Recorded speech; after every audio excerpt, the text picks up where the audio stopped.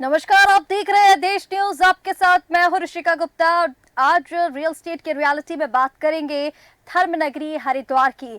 कुंभ नगरी हरिद्वार को अनेकों नामों से जाना जाता है, जैसे धर्म नगरी, देवभूमि, सिंह द्वार और आदि नामों से जानने वाली संत नगरी हरिद्वार को अब माफिया जो है वो शर्मसार कर रहे हैं।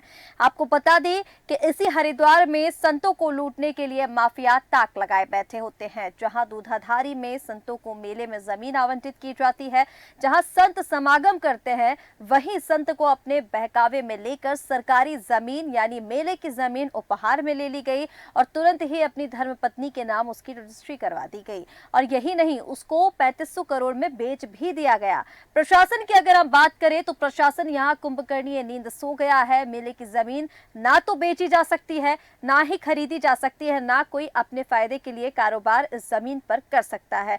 सवाल यहाँ पर यह कि आखिर कैसे फिर इस जमीन को पहले लिया गया, उसकी रजिस्ट्री भी करवा ली जाती है, उसके बाद उसको बेच भी दिया जाता है। अब डंके की चोट पे तोष जैन खुलेआम अवैध पार्किंग, अवैध नशे का व्यापार, अवैध दुकानें, पीठ बाजार लगवाकर हर हफ्ते का कई लाखों का राजस्व का दोहन कर रहा है, लेकिन कोई कार्रवाई करने को तैयार नहीं। जमीन से 200 मीटर की दूरी पर गुर्गे द्वारा पैसे की वसूली की जाती है।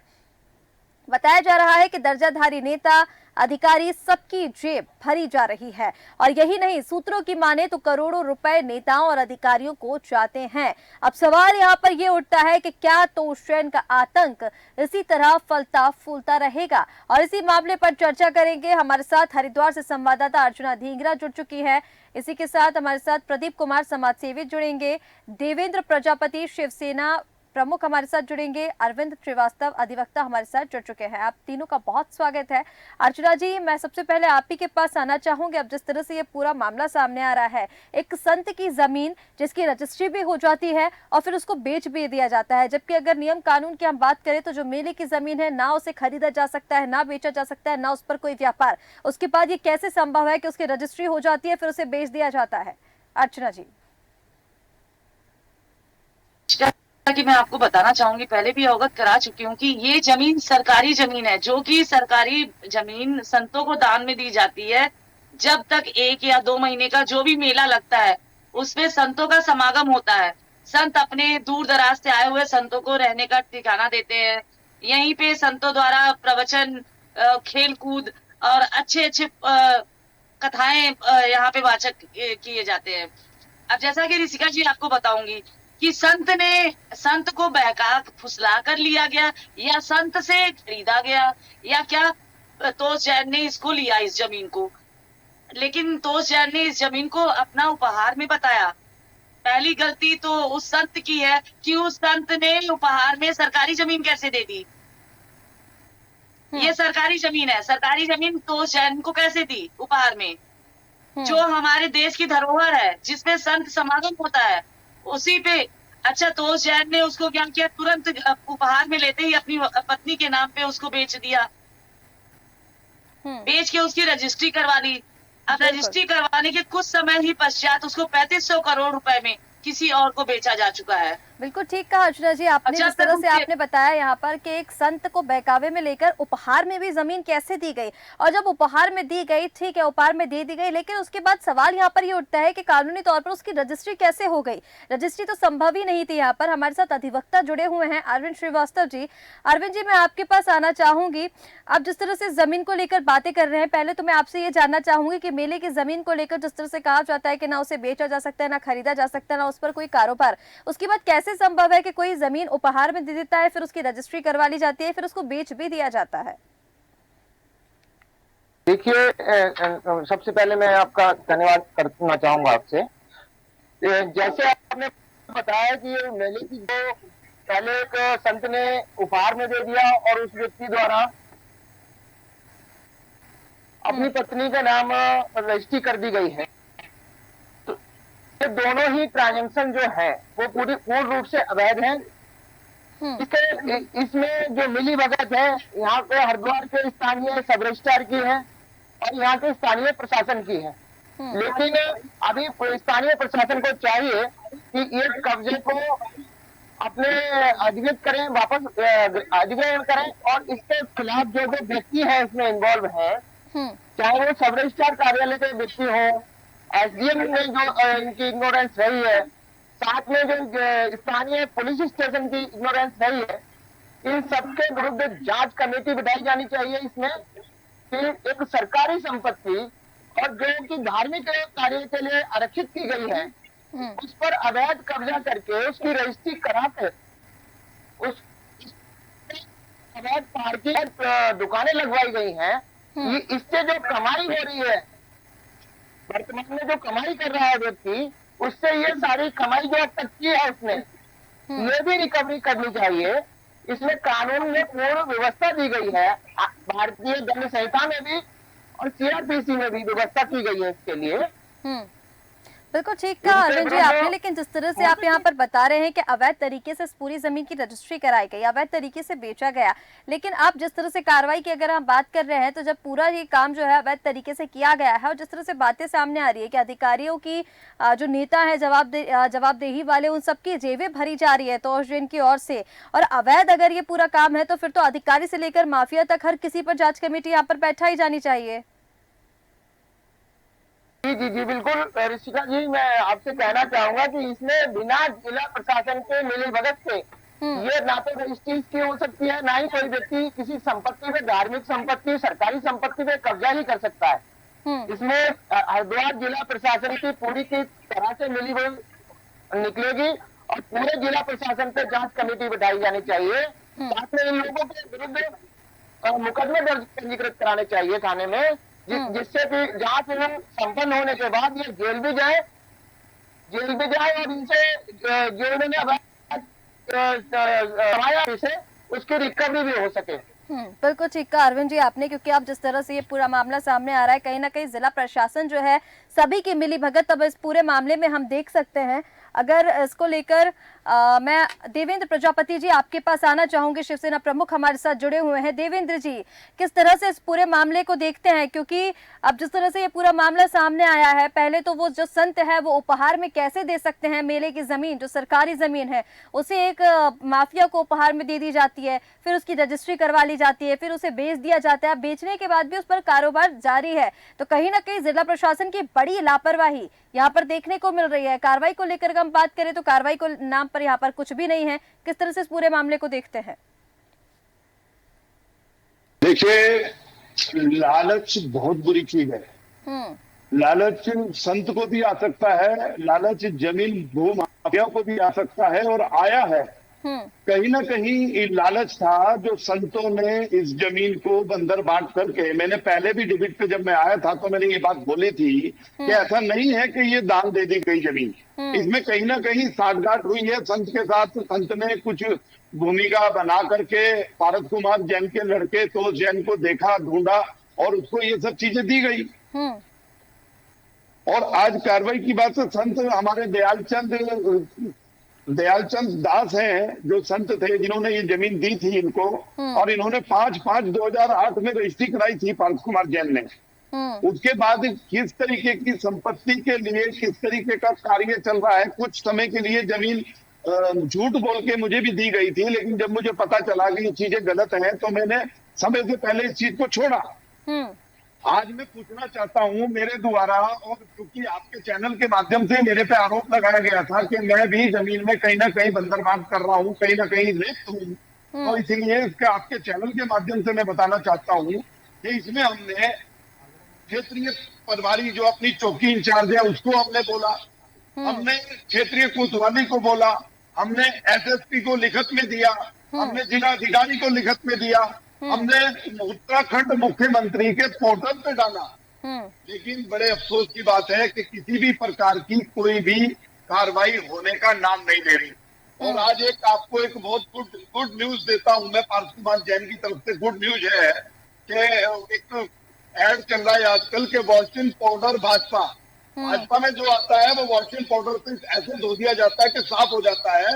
अभी वर्तमान में पीछे पारस कुमार जैन ने के लड़के ने तुलस जैन ने भारतीय जनता पार्टी ज्वाइन कर ली। ठीक है।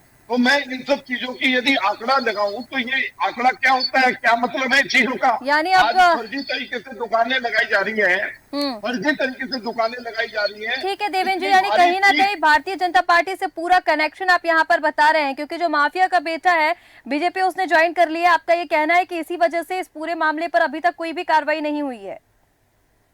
बिल्कुल सही बात है।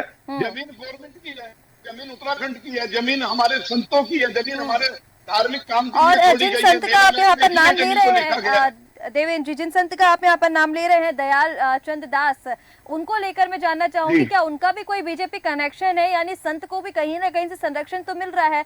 जब वो पहले आपको दे सकते हैं, अब उन्होंने नहीं। किसी दूसरे को दे दी, तो संत को भी कहीं ना कहीं किसी ना किसी का संरक्षण तो है। नहीं, हम्म मुझे संत ने नहीं दी थी, मैं संत को नहीं जानता। और हरिद्वार के जितने भी संत हैं वो कहीं ना कहीं उनका बीजेपी की तरफ तो झुकाव है, और सारे संत मेरे लिए पूजनीय हैं। मुझे तो जमीन जो है पारस कुमार तो जैन ने दी थी, किराए अच्छा। में तो जमीन दी थी। जब मुझे पता चला आपके चैनल के माध्यम से कि ये जमीन विवादित है और मेरे साथ छल किया जा रहा है, तो मेरा जो डॉक्यूमेंट्स तैयार हुआ था किराएनामे का, मैंने उससे पहले उस जमीन को क्यों छोड़ा और आपके चैनल के माध्यम से आके दिया था, और आज भी दे रहा हूँ। ठीक है। आज 1000 दुकानें पीठ की वहां पे लग रही हैं, 1000 दुकानें पीठ की लग रही हैं, और पीठ में कम से कम 10,000 लोग इधर उधर के इकट्ठे होते हैं। मैं पूछना चाहता हूँ शासन प्रशासन से कौन सी इजाजत मिली हुई है, कौन से डीएम ने पीठ की इजाजत दी है, किस तरीके का। इतना अगर कोई घटना घट जाती है, कोई सिलेंडर फट जाता है, आग लग जाती है, भगदड़ मच जाती है, तो कौन जिम्मेदार होगा उस चीज का। ठीक है। आप 2 मिनट के लिए जमीन को छोड़ दीजिए, जमीन को छोड़ दीजिए, लेकिन उस चीज का, उस घटना का जिम्मेदार कौन होगा। बिल्कुल ठीक है देवेंद्र जी, आपने मैं आपके पास वापस लौटूंगी। हमारे साथ समाज सेवी प्रदीप कुमार जी भी जुड़ चुके हैं। प्रदीप जी, मैं आपका रुख करना चाहूंगी सीधा। अब जिस तरह से पूरा ये मामला निकलकर सामने आ रहा है, बीजेपी कनेक्शन अब इस मामले को लेकर बताया जा रहा है, क्योंकि तोष जैन जो माफिया है जिसने जमीन पर कब्जा किया, ये कहें कि संत से उपहार मिली, उसके बाद इसकी रजिस्ट्री कराई, अब उसके बाद बेच दिया, और व्यापार लंबे समय से वो यहाँ पर चला रहा है। क्यों इस पर कोई कार्रवाई नहीं होती है? और भारतीय जनता पार्टी से जिस तरह से अब इसका कनेक्शन बताया जा रहा है, उनका जो बेटा उन्होंने बीजेपी ज्वाइन की, इस वजह से कार्रवाई नहीं हो रही, देवेंद्र जी का कहना है। इसको लेकर किस तरह से इस पूरे मामले को देखते हैं प्रदीप जी?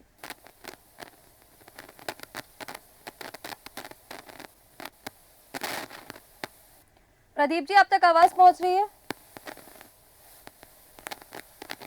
प्रदीप जी से शायद हमारा संपर्क नहीं बन पा रहा है। अर्चना जी, मैं आपके पास आना चाहूंगी। अब तो भारतीय जनता पार्टी से भी कनेक्शन यहाँ पर इस जमीन का माफिया का निकल कर आ गया है। अब क्या कहेंगे? जिस तरह से पहले हम बातचीत करते आए, तो यहाँ पर तो हम ये देखते हैं कि उत्तराखंड जो सरकार है वो जीरो टॉलरेंस की नीति पर काम करती है। मुख्यमंत्री पुष्कर सिंह धामी जीरो टॉलरेंस की नीति पर काम करते हैं। अब ये जो पूरा कनेक्शन है, इसको किस तरह से देखेंगे अर्चना जी? देखने को मिल रहा है और सुनने को भी मिल रहा है, साफ तौर से दिखाई दे रहा है कि जो भी गलतियां करता है वो भाजपा की तरह। और सर ने एक बात कही कि यहाँ पे सब पूजनीय है, जितने संत पूजनीय है, सब भारतीय जनता पार्टी की तरफ। कहीं ना कहीं संतों का भी कनेक्शन भारतीय जनता पार्टी से है। हर एक चीज देखा जाए तो यहाँ पे जितने बड़े बड़े माफिया हैं, सबका संतों के पास ही उठना बैठना है। बड़े बड़े संतों के पास ही उठना बैठना, और कहीं ना कहीं बड़े बड़े संत ही जमीन को कब्जा करके बैठे हैं। सरकारी जमीनों, चाहे वन विभाग की जमीनों, चाहे सिंचाई विभाग की जमीनों, इसमें इन्हीं लोगों का कब्जा है। और देखा जाए कि इन्हीं लोगों का खरीद फोक्ता हो रहा है इधर उधर, और कहीं ना कहीं इन्वॉल्वमेंट नजर आ रहा है।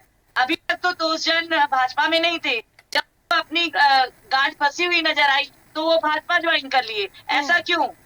बिल्कुल ठीक है अर्चना जी। अब ये सवाल तो जो है वो सभी की तरफ से उठाए जाएंगे, क्योंकि जिस तरह से अब ये पूरा मामला हम देख रहे हैं, जैसे अभी देवेंद्र जी मैं आपके पास लौट रही हूँ, जैसे उन्होंने बताया कि उनका जो बेटा है उन्होंने बीजेपी ज्वाइन कर ली, इस वजह से कोई कार्रवाई नहीं हो रही। लेकिन अगर हम इसको देखें तो ये सरकारी जमीन है, और जिस तरह से नियम कायदे, अभी अधिवक्ता हमारे साथ जुड़े हुए हैं अरविंद जी, उन्होंने बताया कि जमीन पर कोई कारोबार करना ही पॉसिबल नहीं है। और जब इतने लंबे से कोई कारोबार वहां पर कर रहा है, तो वहां पर प्रशासन की नजर तो होगी ही। यानी प्रशासन की नाक के नीचे से इतना बड़ा कारोबार जो है वो चलाया जा रहा है, सभी की जेबें भरी जा रही हैं, सुध लेने वाला यहाँ पर कोई नहीं है। देवेंद्र जी, आप कुछ कहना चाह रहे थे। और अब अगर कार्रवाई को लेकर मैं बात करूं, बीजेपी तो उनके बेटे ने ज्वाइन कर ली है, अब इस पर जब बीजेपी ही ऐसे लोगों को संरक्षण देगी तो किसके पास न्याय की गुहार लगाएंगे हम? देखिए, मैं आपको ये कहना चाहता हूँ कि पारस कुमार जैन जी जो थे वो स्वर्गवासी हो गए थे बहुत दिन पहले। अभी उनका जो बेटा है तो जैन, वही सब चीजें देख रहा है। और इन्होंने अपना पूरा जीवन कांग्रेस में बिताया है, कांग्रेस में ये लोग रहे हैं और इतने अच्छे कांग्रेस के सिस्टम इन लोगों का था। लेकिन आज इन्हें पता है कि कांग्रेस का खोपड़ा साफ है, तो भारतीय जनता पार्टी ही ठीक है। भारतीय जनता पार्टी एक ऐसा डिसीजन पाउडर है कि वो हम वहां जाएंगे, हम साफ हो जाएंगे। दूसरी चीज मैं आपके चैनल के माध्यम से बताना चाहता हूँ कि पार्टी के जो वरिष्ठ नेता हैं, भारतीय जनता पार्टी के जो आला अधिकारी हैं, उनकी जमीन अरबों रुपए की है, उनका कहीं ना कहीं सेटिंग है, उनकी कहीं ना कहीं वो है। और आप लोगों का जो चैनल है इस चीज को बार बार दिखा रहा है, तो मुझे लगता है कि ये इस वजह से अभी तक रुके हुए हैं। नहीं तो इस जमीन पे अभी तक मुझे ऐसा लगता है कि प्लॉटिंग हो चुकी होती अगर देश न्यूज चैनल इस बात को ना उठा रहा होता। ठीक है तो अभी देवेंद्र तक जी, इसमें ठीक प्लॉटिंग है, हो चुकी होती। ठीक है देवेंद्र जी। अर्चना जी, मैं आपके पास जल्दी से अपने कम शब्दों में बातें कीजिए। प्रदीप जी भी जुड़ गए हैं, प्रदीप जी के पास फिर मैं जाऊंगी। अर्चना जी। मैम, जैसा कि आपको बताना चाहूंगी, यहाँ पे बुधवार को आज के ही दिन यहाँ पे पीठ लगती है। लाखों की संख्या में लोग खरीदारी करने आते हैं, हजारों की संख्या में। बात सही है कि अगर कहीं भगदड़ मच जाता है तो क्या होगा। बिल्कुल ठीक है। वहीं कुछ ही दूर पर ही उन्हीं के गुर्गों का एक खुला हुआ है, ऑफिस टाइप का खोल रखा है, जहाँ पे कि एक एक दुकान से, जो आगे दुकानें बनी हुई, एक दुकान से किसी से 10,000, किसी से 15,000 की अवैध वसूली हो रही है। वहीं जो दुकान लगाने वाले दुकानदार है, आज के दिन जो लगाएंगे, उनसे किसी से 500, किसी से 800, तो किसी से 200 यानी रुपए अर्चना लिए जाते जी, हैं। राजस्व को हानि लाखों रुपए की तोषण की तरफ से पहुंचाई जा रही है। हमारे साथ समाज सेवी भी जुड़ चुके हैं। प्रदीप कुमार जी, मैं आपके पास आना चाहूंगी। देवेंद्र जी, मैं आपके पास वापस लौटूंगी। पहले प्रदीप जी, आपके पास मैं आना चाहूंगी। अब जिस तरह से ये पूरा मामला निकलकर सामने आ रहा है, दूसरा इस पूरे मामले का बीजेपी कनेक्शन भी बताया जा रहा है। दोनों मामलों को कैसे देखते हैं प्रदीप जी? जी मैडम, सर्वप्रथम तो आप सब लोगों का मैं बहुत धन्यवाद और साधुवाद करूंगा कि आप लोगों ने बड़े विशेष मुद्दे को उठाया है।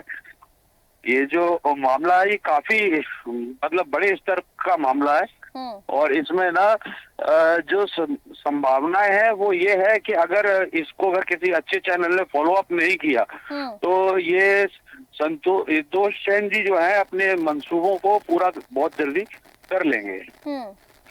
ठीक है, इसको लगातार फॉलोअप में तो हम ले ही रहे हैं प्रदीप जी। पहले भी हम इस मामले को दिखा चुके हैं, क्योंकि बहुत बड़ा जो देख रहे हैं हम यहाँ पर, ये मामला बेहद गंभीर होता जा रहा है। लेकिन आपकी राय में जानना चाह रही थी प्रदीप जी यहाँ पर, कि जिस तरह से अब ये पूरा मामला, संत जो है वो अपनी जमीन उपहार में दे देता है, उसके बाद उसकी रजिस्ट्री करवा ली जाती है, उसको बेच दिया जाता है। अब जितना बड़ा कारोबार इस जमीन पर हम देख रहे हैं, अर्चना जी ने जिस तरह से बताया, पीठ हर हफ्ते लगाई जाती है और लाखों रुपए की जो हर हफ्ते का हानि है राजस्व को, वो हो रहा है। इस पर प्रशासन सुध नहीं ले रहा। भारतीय जनता पार्टी का कनेक्शन भी इससे। जी बिल्कुल मैडम, प्रशासन के नॉलेज में तो सब चीज है, लेकिन प्रशासन जो है वो मशीनरी कोलैप्स की पोजीशन पे है। क्योंकि क्या है कि बड़ी रकम है, बड़ी रकम का बंदरबाट तो सब जगह होता ही है। आज कोई आम आदमी अगर अपना जरा सा भी कोई चीज वो कर ले तो उसके लिए विभाग कार्रवाई करता है। ये यहाँ पर करोड़ों अरबों का मामला है ना, जहाँ पर देवेंद्र जी भी साथ में जुड़े हुए हैं। तो ये भी, इन्होंने भी काफी समय उसके ऊपर इस तरीके की कब्जा इनका भी रहा है कोरोना काल से पहले। तो ये चीजें जो है इसमें प्रशासन की कहीं ना कहीं मिली भगत है। ठीक है प्रदीप जी, हमारे साथ अरविंद श्रीवास्तव जी बने हुए हैं, अधिवक्ता। अरविंद जी, मैं आपके पास आना चाहूंगी। अब इस मामले को लेकर अगर कार्रवाई की हम बात करें, सरकारी जमीन है, विवादित जमीन, बार बार इस पर कब्जा देखने को मिलता है। अब कार्रवाई इस पर किस तरीके से होगी और क्या कुछ इसमें नियम कायदे कानून है, जरा वो भी दर्शकों को बताइए। क्योंकि अब जमीन पर कब्जा एक के बाद एक नए लोगों का होता जा रहा है और पीठ इतने बड़े लेवल पर इस पर चलाई जा रही है, किस तरह से अब इसको कार्रवाई को लेकर हम देखते हैं? देखिए, अभी हमने देखा है कि उत्तराखंड सरकार ने हजारों की संख्या में अवैध सरकारी संपत्तियों के अवैध कब्जों को हटाया है और उन्हें नोटिस देकर सारा हटा दिया गया। अभी जो कानून इसमें जो है, धारा 441 भारतीय दंड संहिता कहती है कि यदि कोई अवैध कब्जा करता है सरकारी संपत्ति पर, उसे 3 महीने का कारावास हो सकता है, उसके खिलाफ FIR करके 3 महीने का कारावास हो सकता है, वह उसे जुर्माने से भी दंडित किया जा सकता है। इसी प्रकार से धारा 447 में, भारतीय दंड संहिता की धारा 447 में अवैध कब्जे को हटाने की प्रक्रिया की गई है।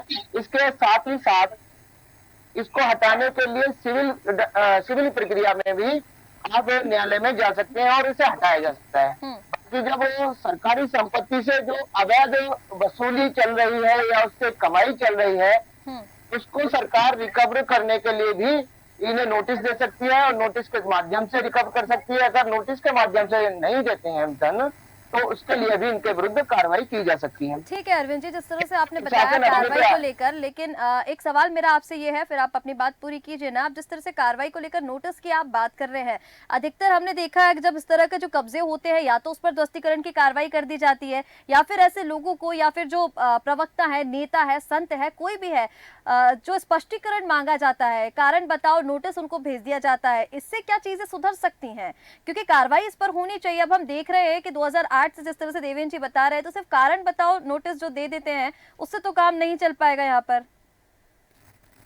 नहीं, देखिए ऋषिका जी, कारण बताओ नोटिस से तो काम नहीं चलेगा यहाँ पर। शासन प्रशासन को सख्त होना पड़ेगा ऐसे मामलों के विरुद्ध जो सरकारी संपत्तियों पे और धार्मिक संपत्तियों पर लगातार कब्जा कर उन्हें विक्रय खरीद फरोख्त कर रहे हैं। हरदोई की तो अधिकतर संपत्तियों पर ये नजर लगी हुई है। अभी हम देखते हैं, आपने देखा है कई तो जो पुराने हमारे धार्मिक स्थल हैं, धर्मशालाएं हैं, उनको होटलों में तब्दील किया जा रहा है और उन संपत्तियों को एन प्रकरण खरीद लिया जाता है और उसे आगे सेल किया जाता है। काफी लंबे समय से हरिद्वार में ये भूमाफियाओं की नजर है। लगातार प्रशासन के साथ मिलकर ही ये काम कर रहे हैं। जब तक प्रशासन के अधिकारियों के, स्थानीय अधिकारियों के खिलाफ कार्रवाई नहीं होगी, तक इसमें प्रभावी कार्रवाई नहीं हो पाएगी। यहाँ के जो स्थानीय, चाहे जिला मजिस्ट्रेट है, एसडीएम है, सब रजिस्ट्रार है, जो भी इसमें संलिप्त है, उनके विरुद्ध कार्रवाई होनी चाहिए। सबसे पहले उन्हें जेल में डालना चाहिए जो अधिकारी हैं, उसके बाद ये जो माफिया हैं इनके खिलाफ सख्त कार्रवाई हो पाएगी। ठीक है अरविंद जी, हमारे साथ देवेंद्र प्रजापति जी बने हुए हैं। देवेंद्र जी, आप कुछ कहना भी चाह रहे थे प्रदीप जी की बातों पर शायद, और आपसे सवाल भी मेरा यही है कि कारण बताओ नोटिस जिस तरह से भूमाफियाओं को दे दिया जाता है कि सिर्फ स्पष्टीकरण उनसे मांगा जाता है, ध्वस्तीकरण की हम कार्रवाई देखते हैं, कई बार अतिक्रमण जिस तरह से हो जाता है और इस तरह से जमीनों से कब्जा हटा दिया जाता है, लेकिन इससे काम नहीं चलेगा ना। स्पष्टीकरण कब तक आप मांगेंगे? भूमाफिया जो है वो लगातार आप बता रहे हैं कि उनके पिताजी करते आए थे, अब वो करते आए हैं, अब उनका जो बेटा है बीजेपी में ज्वाइन हो गया तो कोई कार्रवाई ही नहीं हो रही, केस ही बंद हो गया, तो सिर्फ स्पष्टीकरण मांग लेने से काम थोड़ी ना चलेगा यहाँ पर। कारण बताओ नोटिस से कुछ नहीं होगा। मैं आपको एक बात बताना चाहता हूँ, यदि इसपे ये कि लोगों की सोच है, मानसिकता है, यदि इसमें मैं जुड़ता हूँ, मैं इसमें इस पे कार्रवाई के लिए लगता हूँ, तो हजारों लोग इस तरीके की सोच मेरे बारे में रखेंगे कि देवेंद्र प्रजापति तो व्यवस्था के लिए लगा है, देवेंद्र प्रजापति को व्यवस्था चाहिए इसलिए वो ऐसा कर रहा है। इसमें हम लोगों को एक टीम बनानी पड़ेगी और टीम बना करके हम लोगों को काम करना पड़ेगा, जिससे हम उत्तराखंड की जो धरोहर को बचा सकते हैं। और हमारे जो प्रदीप भाई हैं ये बोल रहे थे कोरोना काल से पहले नहीं, मैं अभी लेटेस्ट ही था और 8-9 महीने में रहा हूँ। मेरे पास डॉक्यूमेंट्स है जो 2 चैन ने मुझे दिए थे और मैंने उसको 8 महीने पहले उसको छोड़ दिया, क्योंकि मैं गलत काम ना तो पसंद करता हूँ और ना करना चाहता हूँ। आज ये जो मार्बल की दुकान खुली हुई है, इससे कम से कम 1 लाख रुपए महीना इससे लिया जाता है।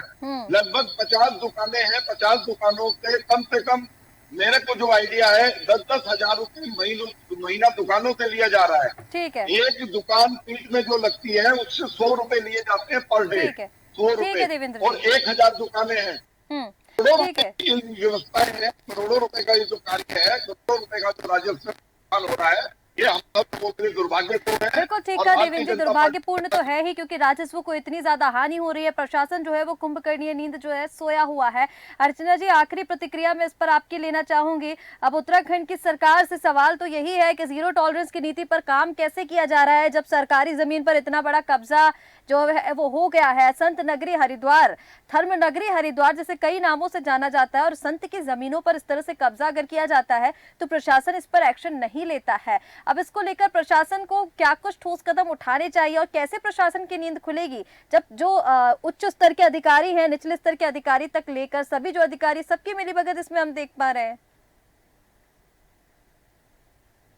जी, जैसा कि मैं आपको अवगत कराना चाहूंगी कि जब सरकार ही, जब हमारा शासन ही मौन है, तो प्रशासन क्या कर सकता है? प्रशासन तो शासन के हाथों बंधा हुआ नजर आ रहा है। यहाँ पे साफ तौर पे ये तो साफ है कि प्रशासन के हाथ बंधे हुए हैं, जब तक कि शासन उसको आज्ञा नहीं देता। जब शासन ही मौन है तो प्रशासन कुछ नहीं कर सकता।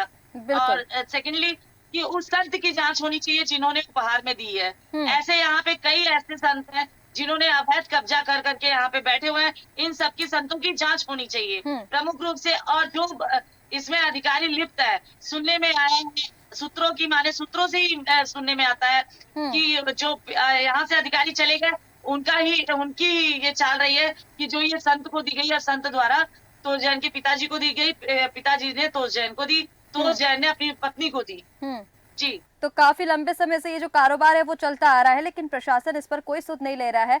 आप सभी मेहमानों का हमारे साथ जुड़ने के लिए बहुत शुक्रिया। तो तस्वीरें आपको दिखा रहे थे संत नगरी हरिद्वार से, जहां पर लंबे समय से ये जो कब्जा है वो देखने को मिल रहा है। अभी जो नाम इस पर सामने आ रहा है तोष जैन, जिनके बेटे, अब ये भी सामने आ रहा है कि इस पूरे मामले का भारतीय जनता पार्टी से कनेक्शन भी है और कहीं ना कहीं उच्च स्तर के अधिकारियों से लेकर निचले स्तर के सभी अधिकारी इस पूरे मामले में संलिप्त है। क्योंकि जिस तरह से मिलीभगत की अब ये यहाँ पर बात सामने आ रही है, कहीं ना कहीं जो जमीन, सरकारी जमीन, जिस पर मेले की जमीन जिसे बताया जा रहा है, संत एक व्यक्ति को उपहार में दे देता है, वो उसकी रजिस्ट्री भी करवा लेता है, फिर उसे बेच देता है, उसके बाद उस पर कारोबार।